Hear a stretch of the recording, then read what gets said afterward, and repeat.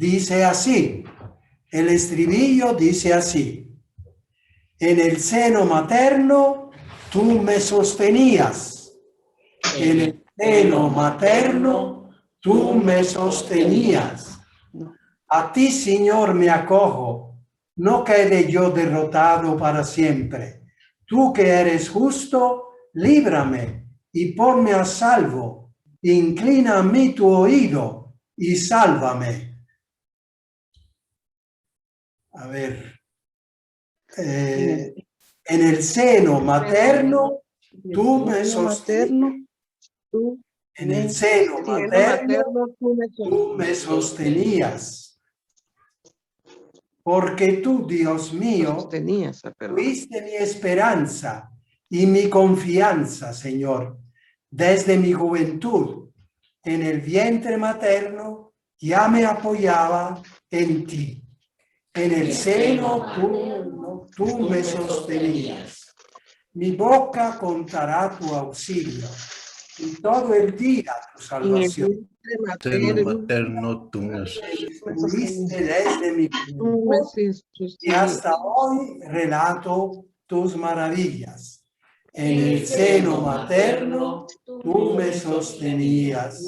materno, tú me sostenías. Gloria al Padre y al Hijo y al Espíritu Santo, como era en el principio, ahora y siempre, Por los siglos de los siglos. Amén. en el seno materno, tú me sostenías. Qué bonito estribillo. Entonces, haciendo referencia a lo del miércoles pasado, ¿cómo es? Sí, del jueves pasado. Desde hoy ya empezamos otra dinámica. No más martes y jueves, sino lunes, martes y miércoles. 3 días seguidos, los primeros días de la semana. Eso para hasta el final. Hoy es lunes. La vez pasada, el jueves pasado, entramos en un tema un poco espinoso de cómo yo me encontré cruzando la Revolución Armada de Nicaragua. Y ustedes han percibido que yo simpatizaba con la revolución por los motivos por los cuales se hacía esta revolución. Yo necesito también decirles por qué tenía esta idea, yo, que no era una idea así por gusto, sino fundamentada sobre la realidad. Y era a partir del Evangelio, para que ustedes tengan también la confianza en lo que yo voy diciendo. Eso es importante. Esta noche vamos a escuchar 2 pedacitos, solo pedacitos. Sería interesante toda la carta de los obispos. Vamos a escuchar 2 pedacitos de la carta de los obispos de Nicaragua, que hicieron 4 meses después de la victoria sandinista. Para que tengan claro ustedes que los obispos tenían esa visión de la revolución nicaragüense. Y es una visión, que decir, como la mía, para que ustedes sepan que mi visión, mi manera de moverme, de razonar sobre estas cosas, no es una manera superficial de pensar, sino adherente a la realidad, a la verdad de la realidad. Escuchen bien. Carlitos va a leer con calma 2 pedacitos de esta introducción. a los sacerdotes, religiosos y religiosas, comunidades de base, delegados de la palabra, y a todos los hombres de buena voluntad. Paz y bendición en el Señor. Nos dirigimos al pueblo de Nicaragua, del cual formamos parte, que busca el camino de la verdad y la realización de la justicia en el momento actual del proceso revolucionario que vive nuestra patria y sobre el que muchos hoy en el mundo tienen puestos los ojos. Queremos hablar con la claridad que nos exige el Evangelio, Mateo 5:37, y que nos exige también el pueblo católico y el pueblo nicaragüense todo, a quien nos debemos. Lo hacemos como pastores de la Iglesia, conscientes de que muchos cristianos participaron activamente a la hora de la insurrección y trabajan actualmente para la consolidación de su triunfo. Primera parte, realizaciones. Queremos comenzar con una palabra sobre los logros del proceso revolucionario que nos lleva a reconocer que nuestro pueblo ha venido acumulando a través de años de sufrimiento y marginación social la experiencia necesaria para convertirla ahora en una acción amplia y profundamente liberadora. Nuestro pueblo luchó heroicamente por defender su derecho a vivir con dignidad, en paz y en justicia. Este ha sido el significado profundo de esa acción vivida contra un régimen que violaba y reprimía los derechos humanos, personales y sociales. Así como en el pasado denunciamos esa situación como contraria a las exigencias evangélicas, queremos ahora reafirmar que asumimos la motivación profunda de esa lucha por la justicia y por la vida. Son dos pequeños pedazos de esta carta que lleva muchas páginas. Interesante también sobre el socialismo. Es una carta que marca un pedazo de historia de Centroamérica y por lo tanto da una visión a partir del Evangelio, decían ellos, importante sobre la realidad social de nuestros países. Entonces, esto puede servir a todos nosotros que vivimos en Centroamérica. Recuerden, es una carta escrita 4 meses después, es un pedacito de introducción y de discernimiento que fue esa revolución. Habría que leerla toda para tener una idea más profunda. Ahora, lo que pasó después o que está pasando ahora es otra página de la historia en la cual yo no me meto porque no conozco perfectamente. Tengo ciertas ideas a partir de la experiencia profunda que tuve y a partir también de esta carta tengo ciertas ideas. Sin embargo, no me atrevo a afrontar la realidad que está ocurriendo ahora. Estamos hablando de lo que yo percibí y que me llevó a actuar de cierta manera dentro de ese pedazo de historia. Y naturalmente me ha marcado y todo lo que estoy transmitiendo a ustedes, mucho tiene que ver con esa historia. Lo escucharemos yendo adelante en esta presentación que estamos haciendo. Entonces, prestando atención, y luego ustedes siempre podrán hacer preguntas cuando quieran y como quieran. Sigamos.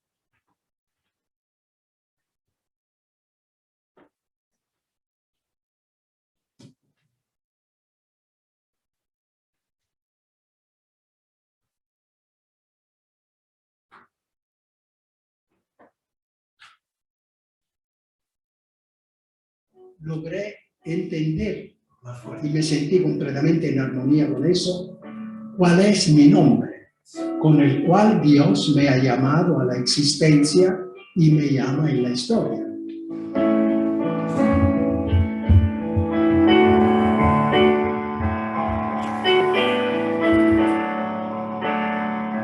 Señor, me has mirado a los ojos, sonriendo has dicho mi nombre.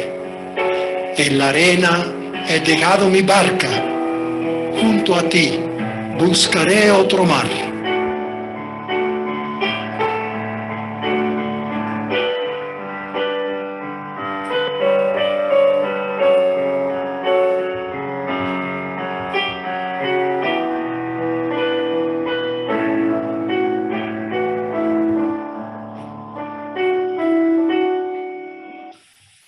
En este capítulo pasamos de Nicaragua a Guatemala. Se ha entendido que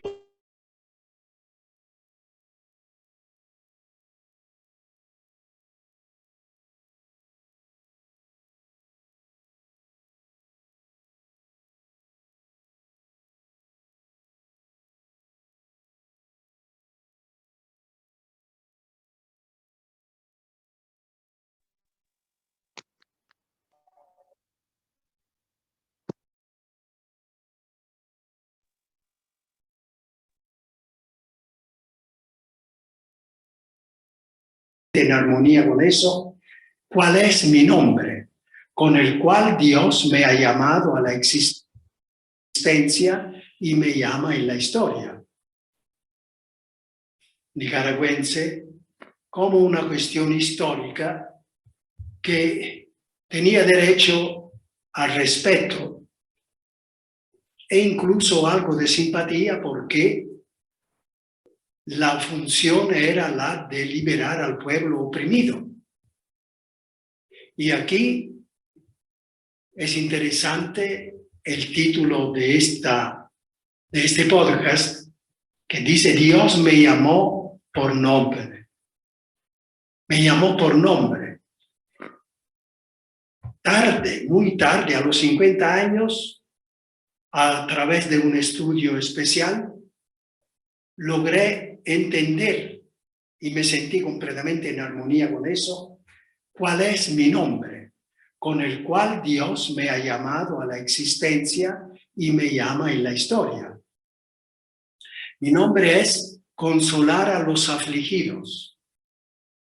Y es interesante que lo he descubierto a los 50 años, sin embargo, ese nombre funcionó desde la infancia. Y entonces cuando me decían, ¿por qué te vas al seminario? Yo respondía: para consolar a los afligidos. Es decir, yo tenía la idea de los frailes de mi pueblo que hacían tanto bien y que consolaban a la gente. Yo quería ser como eso. Ese era el motivo. Y luego cuando me dijeron, ¿por qué vas a Nicaragua? Porque allá hay más afligidos que aquí. Entonces yo voy a Nicaragua. Eso era mi nombre. Dios me llamaba por ese nombre. Me encontré en armonía con la experiencia de la infancia cuando yo veía a los pastores de rebaños de 100 ovejas y más. Y los llamaban a las ovejas por nombre. Y yo como niño le decía al pastor: usted se sabe los nombres de todas estas ovejas, son más de 100. Y el pastor me decía que sí. Digo, pero si son todas iguales. Y él me respondía, es que viviendo con ella todo el tiempo, uno va aprendiendo la diferencia de cada una. A ver, muéstrame que usted se sabe el nombre y que las ovejas le hacen caso. Se sentó y empezó a llamar las ovejas. Y de verdad venían, las llamaba por su nombre. Bueno, a las 15 ovejas yo ya me aburrí, le dije, ya entendí. Naturalmente, cuando entrando al seminario se empezó a leer el Evangelio, yo soy el buen pastor y conozco a mis ovejas por nombre y las llamo por nombre y ellas me hacen caso. Naturalmente, todo este mundo de la infancia se me hizo una realidad profunda y grande y bella y consoladora. Bueno, entonces, Dios seguía llamándome por nombre.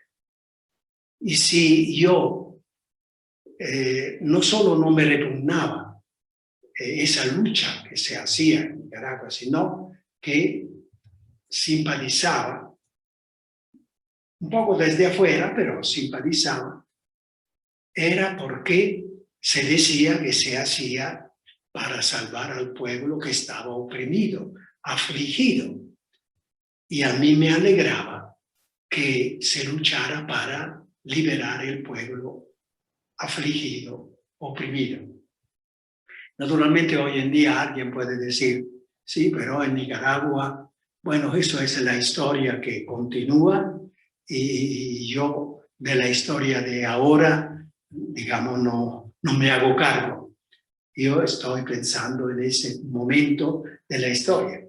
Es como la Revolución Francesa. Yo recordaba la Revolución Francesa, cuáles eran los ideales y después cómo esos ideales frecuentemente se pisoteaban, etc.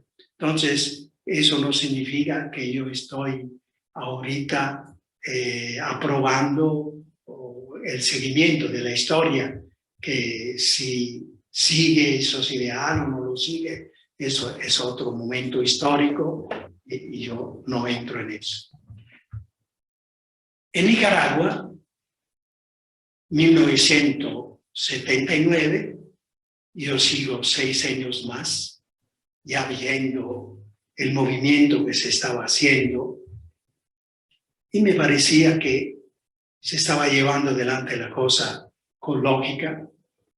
En 1986 se me llama a Guatemala a dar el servicio con los jóvenes postnovicios, estudiantes de filosofía. Ahora,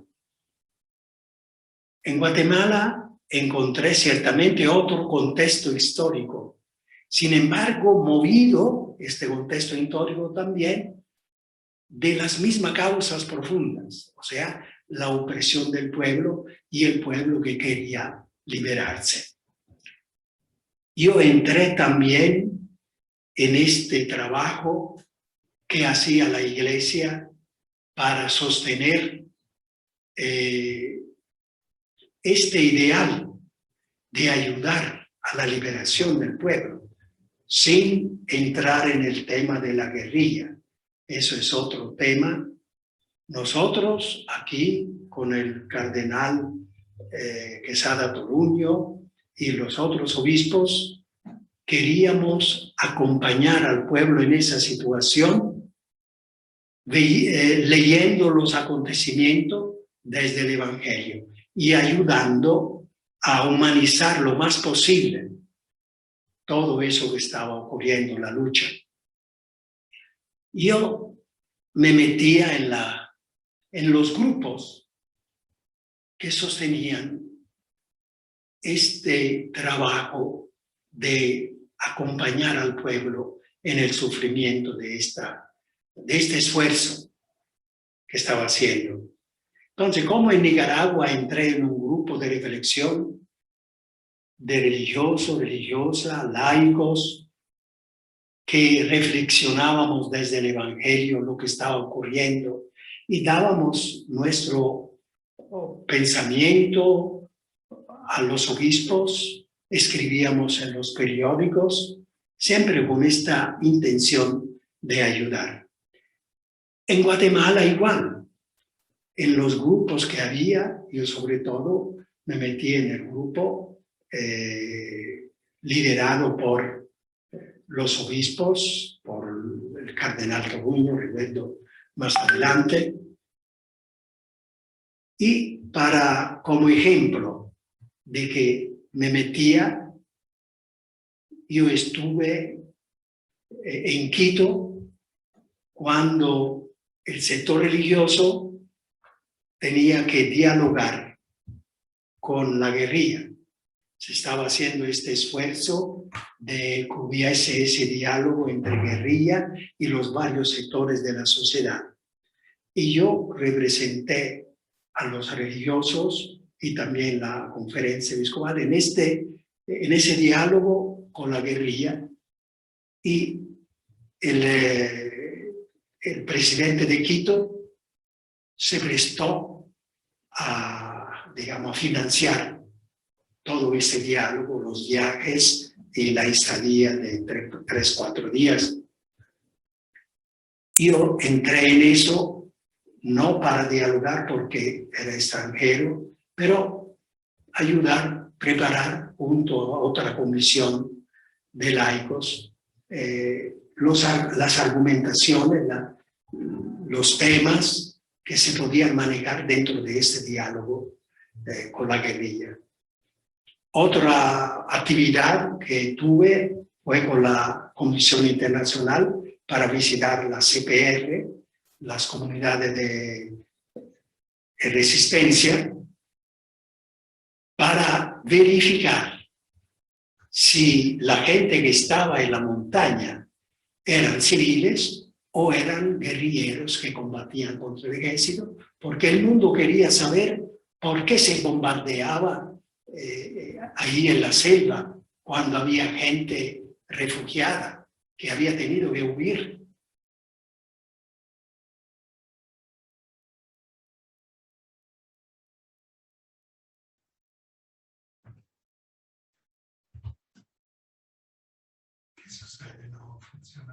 Entonces esta comisión tenía que verificar y naturalmente verificamos que no era la guerrilla, sino que era la gente que había huido y que se estaba organizando para sobrevivir en medio de la, digamos, de la floresta, o como se llama, del bosque, de la montaña. Y así seguíamos dando material.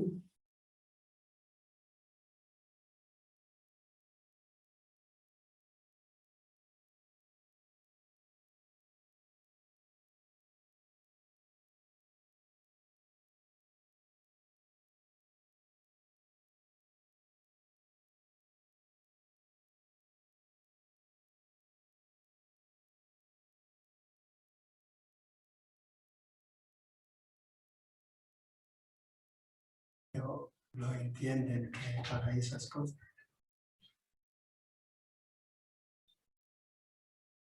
Sostenían en ese trabajo, también en Nicaragua, pero sobre todo en Guatemala, lo que nos sostenía era también los documentos de la Iglesia. Populorum Progressio, en 1968, número 31, y luego, bueno, ya antes todavía la Medellín, y luego también Puebla, 1980. Eran todos documentos de los obispos de latinoamericanos que querían acompañar también este despertar del pueblo y que pudiera dar a este pueblo un paso adelante, y desde el Evangelio iluminaba la realidad. Y había declaraciones bien fuertes y claras. Por ejemplo, yo ahorita recuerdo 80ª Advenience de Juan Pablo II, allí donde decía, los pueblos, los pobres hoy se organizan para reclamar sus derechos. Y continuaba, la Iglesia, en función del Evangelio, tiene que estar junto a estas muchedumbres pobres hasta que, imaginarse, hasta que esta muchedumbres pobres no haya conseguido el respeto y la consecución de sus derechos fundamentales. El pensamiento, las palabras tal vez un poco cambian, pero el pensamiento es esto. Entonces, nosotros no teníamos duda que estábamos haciendo precisamente eso, acompañar las muchedumbres pobres en este esfuerzo de lograr un poco de liberación. Luego, si uno dice, además de estos documentos, las orientaciones de la Iglesia, ¿qué más? Bueno, yo puedo responder personalmente, algo ya he dicho. Yo era sostenido por mi nombre, o sea, la compasión hacia los sufridos y sobre todo los pobres, y una decisión de mi voluntad que era asumir la causa de los pobres. Además, otros elementos como esa seguridad vocacional, que este era el rumbo que yo tenía que seguir en la vida detrás de Jesús, en medio de tantas debilidades, etc. Eso es lógico, no era toda un ideal llevado adelante en las alturas. Habían tantas cosas también de debilidades. Sin embargo, esa seguridad vocacional de que había que estar en este rumbo, seguir a Jesús en el Evangelio y ver que Jesús tenía sustancialmente la misma visión. Y aquí viene otro elemento que a mí me ha fortalecido mucho y que ahora es un poco combatido y por cierto que a mí me causa sufrimiento porque veo, me parece de ver el daño, porque recordemos otra cosa que yo he sentido siempre, el instinto lógico, o sea, lo que es lógico me golpea fuerte y lo que es ilógico también. Claro, siempre según mi intención, que no es infalible, mi visión, que no es infalible. Sin embargo, me hace sufrir. ¿Qué cosa me hace sufrir ahora? Y lo que me sostenía antes, es la cuestión de la ideología. Hoy cuando se habla de ideología, se habla siempre en sentido contrario, siempre despectivo, también desde dentro del mundo eclesial. La ideología. Y eso yo lo veo muy dañino. ¿Por qué? Porque yo he podido seguir, porque esta historia de Centroamérica en ese periodo histórico me ha hecho comprender tantas cosas y me ha hecho ver cómo la gente o digamos los movimientos o las naciones o las políticas que precisamente sostenían la opresión de los pobres hacían la lucha precisamente contra la ideología, escribiendo en pequeñas letras comunismo detrás de la palabra ideología. sabemos de dónde viene. El capitalismo, que luego se vuelve capitalismo bárbaro en realidad, sostenía esta lucha, la estaba metiendo dentro de la mentalidad y naturalmente dentro de la mentalidad eclesiástica, que por la cuestión del comunismo encontraba punto de unión con esta visión de extrema derecha. Entonces, yo digo, la extrema derecha puso un gol tremendo en la mentalidad de los pobres mismos y la mentalidad de los que asumen la causa de los pobres. Pensando, hablando contra lo que es ideología.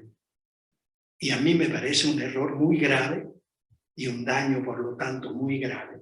Porque la ideología es un elemento esencial del ser humano. Y aquí tengo como sostén lo que dicen los obispos en el número 535 del documento de Puebla. Cuando habla de la ideología y dice que ¿qué es la ideología? La ideología es como un grupo ve al mundo. Y entonces la ideología es de todo ser humano. Todo ser humano cuerdo tiene una idea de cómo quisiera el mundo. Entonces los de extrema derecha se sabe cómo lo quieren el mundo, con el dominio de los pocos pobres, de los pocos ricos, con una injusticia, desigualdad de fondo, de base, y esa es su ideología. Así luchan, se organizan para ver cómo hacer un mundo así, como ellos lo ven, como ellos lo desean.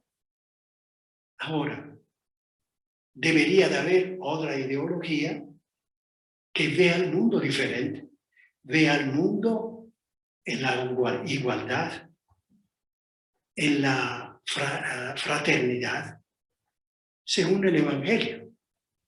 El Evangelio también no es una ideología el Evangelio, pero Jesús tenía ideología en el sentido de que sabía cómo quería el mundo y hablaba del reino de Dios, que este mundo se iría volviendo como el reino de Dios, un reino de amor, de justicia, de paz, de verdad, de vida. Así quería el mundo Jesús, así lo queremos nosotros. Esta es la ideología. Como dicen los obispos en Puebla 535, la ideología es cómo uno ve al mundo y cómo quisiera que fuera el mundo. Es un paso esencial en el desarrollo del ser humano, que el ideal que tiene amplio se vaya concretizando en una ideología, en un grupo de ideas que reflejen cómo uno quiere el mundo.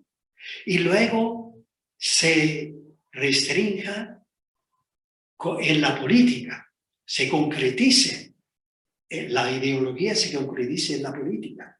Y la política general, política partidista, que es para conquistar el poder, para que el mundo sea como uno lo soñaba, que partió de la ideología. De manera que yo decía a algún obispo que tenía aversión a esta: mire, monseñor, usted es guatemalteco, va a votar, ahora tenemos elecciones. Claro que voy a votar, soy guatemalteco. Yo no quiero saber por cuál partido usted va a votar, pero va a votar por un partido. Detrás de ese partido hay una ideología. La gente de ese partido quiere el mundo de cierta manera, quiere la Guatemala de cierta manera. Y usted quiere Guatemala como ese grupo la quiere. Es legítimo, pero yo le quiero hacer entender que es necesario. Una persona que dice que no hay ninguna ideología es una persona que no sabe qué tipo de mundo quiere. Entonces, se queda sin rumbo, sin ideales, sin acción concreta, porque este mundo quiere la fraternidad y entonces no ayuda a construir, o al menos podría ayudar a construir mucho más eficazmente la fraternidad si viera el mundo como lo veía Jesús y como ha enseñado a verlo, como tiene que ser el mundo. Chao.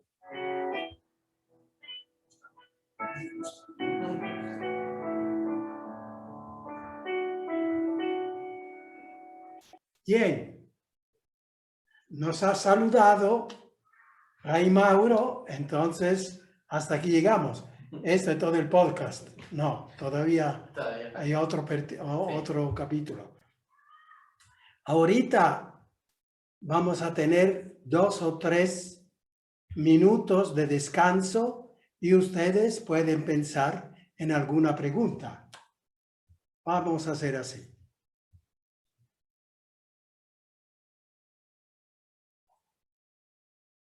Sí, yo creo que esta presentación ayuda mucho a entender todo esto. Y enseguida la fuerza del resto, que es un Dios que tiene esta compasión.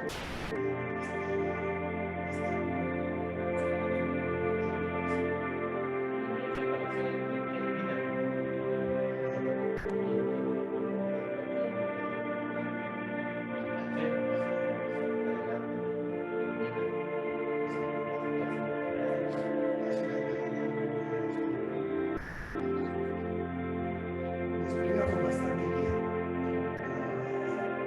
Insistí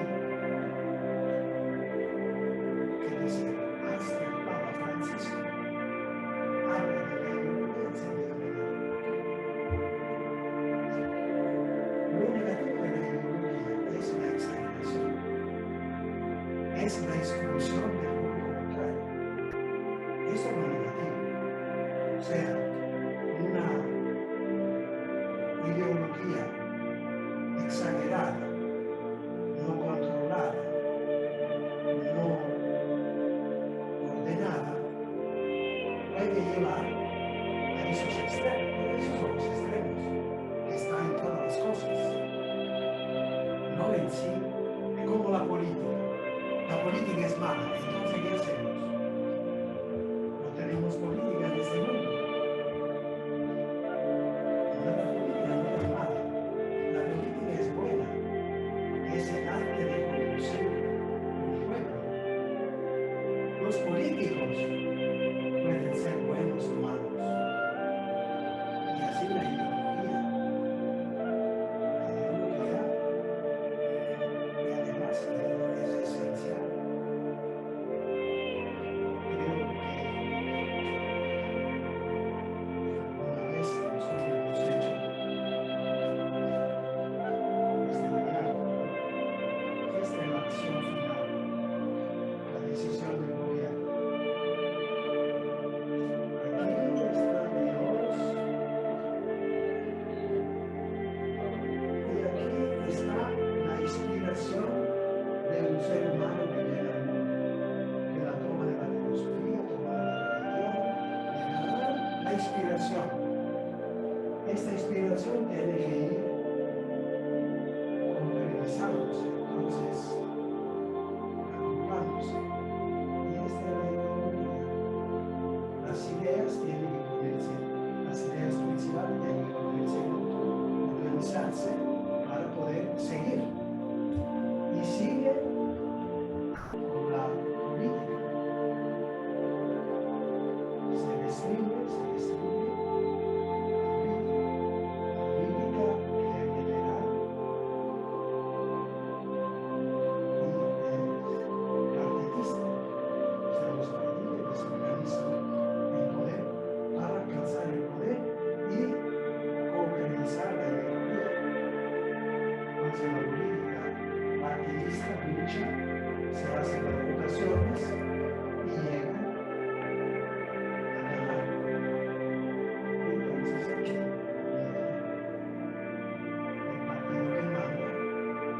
decide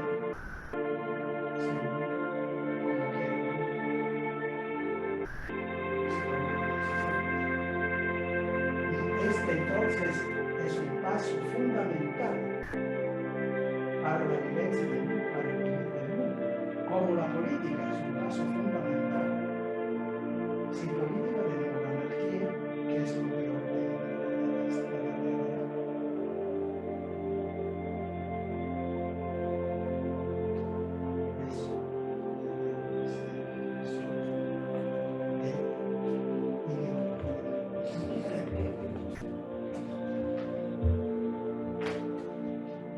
entonces seguimos. Vamos.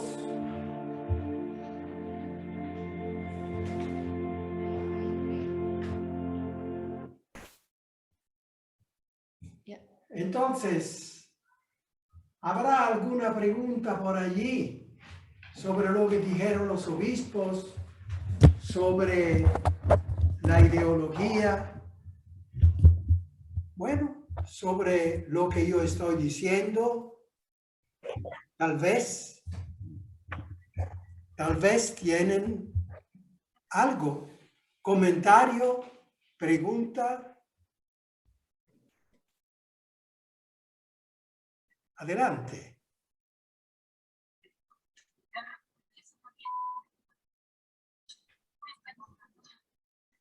¿Qué sucede? No se oye. Nadie está contestando la pregunta. Entonces, ¿hay alguien que quiera comentar o hacer alguna pregunta sobre todo esto que he dicho? Ellos nunca imaginaron la selva más salvaje.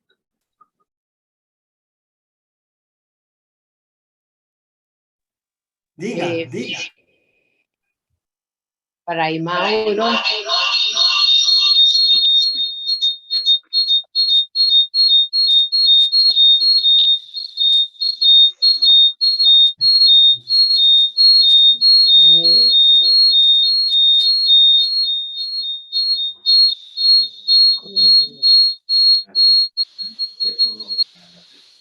Para que no se genere el audio aleatorio. Ya lo pago. Aquí. Fray Mauro. Miriam, perdone, ¿le podría bajar volumen a la televisión o a la computadora donde está escuchando a Fray Mauro para que no se genere ese círculo? Ya, sí, estamos sin volumen. Bien. La verdad es que ¿Hay alguna preguntita? toda esa historia que usted nos ha relatado, yo me doy cuenta, ¿no? Que ese Nicaragua, un pueblo sufriente, un pueblo que luchaba, ¿verdad? Una realidad social muy fuerte, y vemos ahora también a nuestro querido país con estas mismas realidades, con estas mismas luchas. ¿Cómo es la vida? Me pregunto yo. Pues cómo estas realidades sociales tan inhumanas las venimos arrastrando nosotros, pueblos centroamericanos, no todos, ¿verdad? Pero especialmente estos que estamos mencionando y nuestro país también, ¿verdad? Donde hay opresión de derechos humanos y todo esto. Yo me pregunto por qué estas mismas situaciones las estamos viviendo siempre. O sea, y no sé, no concibo cómo en tantos años que han pasado, ¿verdad? Estas realidades siguen ocurriendo, el pueblo sigue rebelándose, pero terminamos sufriendo, ¿verdad? Con el pueblo, pues, ¿verdad? Y ahora a todos nos tiene atados en nuestro pueblo, especialmente la impotencia, ¿verdad? Porque son realidades amargas realmente que está viviendo el pueblo. Bueno, lo que vivió Nicaragua, esas realidades sociales, pero seguimos viviéndolas. Dios, yo me pregunto y de repente puedo tener la respuesta también, ¿verdad? ¿Por qué? ¿Por qué? ¿Por qué se sigue repitiendo la historia? ¿Hasta cuándo? Esta es una observación, este es un pensamiento que se me viene de escucharle está por ahí. haciendo Miriam, ¿verdad? Esto sigue porque los que quieren oprimir siguen teniendo el poder y nadie se lo contiene. Y es los que tienen este poder que hacen sufrir, que sostiene la desigualdad, la pobreza, etcétera. Tienen una ideología. Así quieren el mundo, porque ellos allí están bien. ¿Qué se necesita? Se necesita el nacer de otra gente, de otro grupo que tenga la ideología contraria y que quiera hacer algo para cambiar y para alcanzar el poder. Eso es todo lo de la política, de las votaciones, de las organizaciones, etc. Ahora, si en estos países que ahora se llaman del Triángulo del Norte, sigue esta situación, bueno, significa que hay que dar pasos muy fuertes, muy grandes. Y aquí hay una otra expresión que creo que la he dicho, que he oído y me parece que resume muy bien, que los países, al menos esto del norte, o los países de Centroamérica o de América en general, no podrán dar pasos adelante, pasitos, aunque pasitos, pero hacia adelante, hasta que no votan las instituciones coloniales, que es precisamente la del racismo, la de la desigualdad, la de la opresión, etc. Y en esa estamos. Esta instituciones coloniales todavía están allí. Yo digo, que he tratado, bueno, son muchos años que estoy en Centroamérica, diría que allí estamos. Y hacia eso hay que luchar, porque si no, no podemos dar un pasito adelante. Se sobrevive, los pocos que viven bien porque tienen cada vez más, precisamente han organizado el mundo así. Y los otros seguirán muriéndose poco a poco y ahí vamos. Esta es una frase tremenda, dramática. Yo ahorita me estoy así expresando, estoy teniendo un poquito de esperanza. No, todavía no estoy seguro, etc. Pero lo que está ocurriendo en El Salvador, algo está ocurriendo de votar esas instituciones coloniales. Lo que oí anoche en el noticiero de El Salvador, que se está haciendo una ley para preservar el agua que sea de todos, no se privatice y un grupito se hace del agua que hay en El Salvador y de allí la venden y hacen, y mucha gente no tiene ya para comprar el agua. Eso en todo el mundo, pero eso ya en un país pueblo, pobre, pequeño, que ya se está sintiendo así, eso a mí enciende una gran esperanza. Eso es lo que decimos, votar las instituciones coloniales.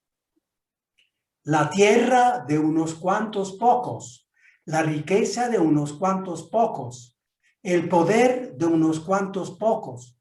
Hasta que no se supera eso, no se podrá dar un pasito hacia adelante. Nicaragua, se puede decir lo que uno quiere, pero tanta sangre que se ha tirado, que se ha botado, se ha esparcido. Y lo que dicen los obispos, que ha sido una lucha que tenía que hacerse para poder dar un paso hacia adelante, tiene la posibilidad de dar pasitos hacia adelante. Que ahora siga luchando el pueblo para que se siga dando estos pasitos, pero se pueden dar porque se tiraron las instituciones coloniales. Eso es lo que hay que hacer en los otros pueblos, donde hay que hacerlo. Ahora, ojalá en El Salvador se pueda hacer eso sin esparcir la sangre, sin derramar la sangre. Ojalá. Debe de haber posibilidades de hacer este cambio sin derramar la sangre. Bueno, hay que buscar. Y debe de haber alguien que se sacrifique para eso. Grupitos que se organicen para hacer eso. El camino ahí está. Nosotros los cristianos tenemos una arma también importante para eso. Es la arma de la oración. Primero, nuestro comportamiento, que sea lo que quiere Jesús. Y luego, la actividad, organizarse para llevar adelante esa visión que tenía Jesús, que nosotros hemos llamado o llamamos ideología. Pero claro, la de Jesús no era simplemente ideología, era toda una inspiración, toda una manera de ser maravillosa de la nueva, del ideal nuevo que todo el mundo quiere. Entonces, jóvenes, busquen una forma de organizarse, de motivarse. Se necesita tanto estudio, tanto sacrificio para poder dar pasitos en ese sentido y ir cambiando estas instituciones coloniales para que el pueblo pueda empezar a dar pasitos hacia adelante. Bien, con esto terminamos. Si tienen preguntas, etcétera, ya saben siempre cómo hacer. Seguimos teniendo otro capítulo de este podcast y todo esto nos ayudará mucho a entender ya el tema central de la nueva imagen de Dios. Les doy la bendición. El Señor les bendiga y les guarde. Amén. Amén. Les muestre su rostro y tenga misericordia de ustedes. Amén. Amén. Vuelva hacia ustedes su mirada misericordiosa y les conceda la paz. Amén. Amén. El Señor les bendiga, hermanos y hermanas, en el nombre del Padre, del Hijo y del Espíritu Santo. Amén. Amén. Chao. Amén. Un abrazo personalizado. Así bien. Gracias.